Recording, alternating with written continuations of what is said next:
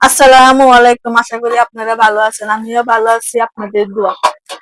আজকে একটা ভিডিও নিয়ে চলে আসলাম। ভিডিও হয়েছে আজকে চিটাঙ্গা মাছ। চিটাঙ্গা মাছের নাম কি আমি সঠিক জানি না। আজকে মাছের বোনা অবশ্যই কি সিস্টেমে করবো না করবো অবশ্যই পুরো ভিডিওটা মনোযোগ দিয়ে দেখবেন, সাথে থাকবেন। ভালো লাগলে লাইক শেয়ার কমেন্ট সাবস্ক্রাইব করে দিবেন। তাহলে চলেন আয়োজনটা করে নি। একটা মাছ নিয়ে আসছি, ওই যে এটা কি মাছ আমি জানি না, বাজার থেকে নিয়ে আসছি। বলতেছে মাছটা অনেক স্বাদ বেশি, চিটাঙ্গা মাছ। আর দুর্বার আগে দেখেন এখানটা কাঁটা ঢুকে গেছে, দুর্বার আগে। আর অবশ্যই আজকে ভিডিও দেখান থেকে শুরু করলাম। তাহলে মাছটা কেটে নিই।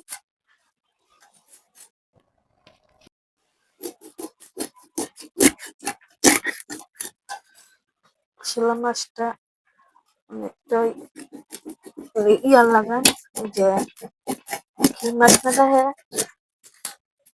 রূপচান্দা, রূপচান্দা লাগান। দেখেন ভিতরে মাংস গুলো একবারে গরুর মাংস লাগান। মাছটা কাটতে কুটতে আসতেছি। আমি কি করব, হালকা দিয়ে দিব স্বাদ মতন লবণ, হলুদ। বেশি ভাজবো না, হালকা ভাজবো, কেন সমুদ্রের মাছ ভাজানো লাগবে। এমনি তো খাই না সমুদ্রের মাছ, আমরা দেশি মাছটা একটু বেশি পছন্দ করি।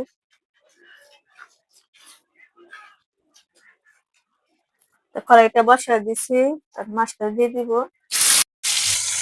মাছটা দিছিলাম, মাছটা ভাজে গেছে, আমি বলছি হালকা একটু ভাজবো, মানে বন্ধ হয়ে চলে যা।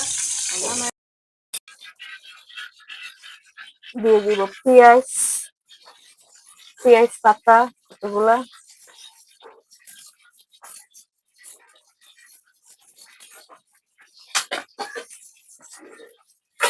একটু হালকা ভাজা হোক। 2 চামচ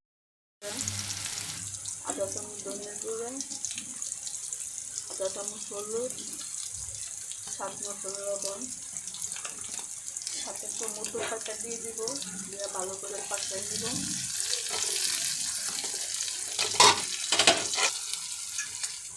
মশলাটা কষা নিয়ে গেছে, অল্প একটু পানি দিয়ে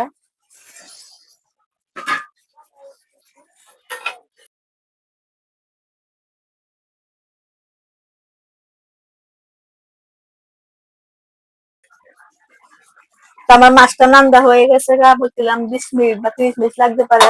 হয়ে গেছে, এখন আমি নামায় ফেলাবো। আর কত সুন্দর কালার, ধনে পাতা দিয়ে দিছি। অবশ্যই আপনারা এই সিস্টেমে জল জল মাখা মাখা জল জল করে নাহলে অনেক সাথে অনেক মজা।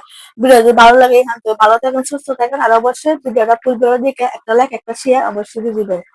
এখান আসসালামু আলাইকুম।